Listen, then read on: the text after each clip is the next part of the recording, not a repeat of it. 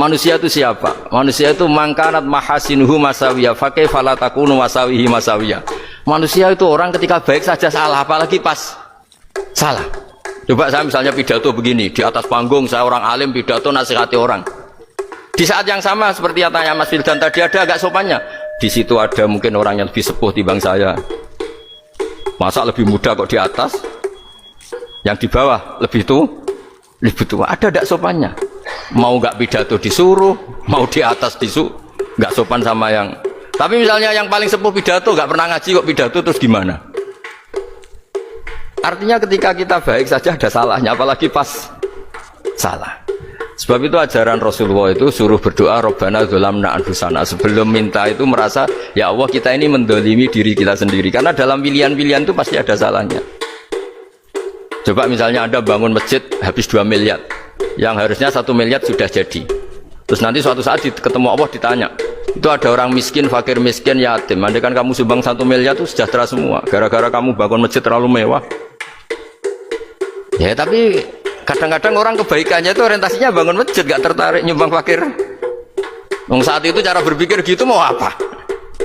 Tapi kalau dia mau luhur manusia terbaik karena bangun masjid 2 miliar, coba diaudit secara kepentingan syar'i. Penting mana dengan ngasih makan fakir miskin? Penting mana dengan menikahkan janda misalnya? Penting mana dengan pendidikan? Apa artinya masjid mewah orang nggak tahu halal haram, nggak tahu najis, nggak tahu cara sesuci, nggak tahu cara adzan yang benar? Terus penting mana untuk beli kitab sama dipakai masjid? Apa artinya beli kitab apa tapi nggak makan? Penting mana makan sama beli kitab? Ada auditnya. Makanya manusia itu ketika baik pun disuruh istighfar, apalagi ketika salah. Nah dengan perasaan seperti itu kebencian pada orang lain luluh karena potensi baik pada orang lain ternyata tinggi dan potensi salah ke kita juga tinggi. Nah dilatih gitu. Jadi di Ihya itu ada kitab tawadhu.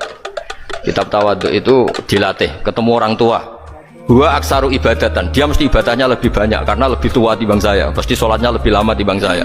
Ketika Anda sudah tua melihat anak-anak, huwa aqallu minni maksiatan, mesti maksiatnya tidak banyak karena masih kecil.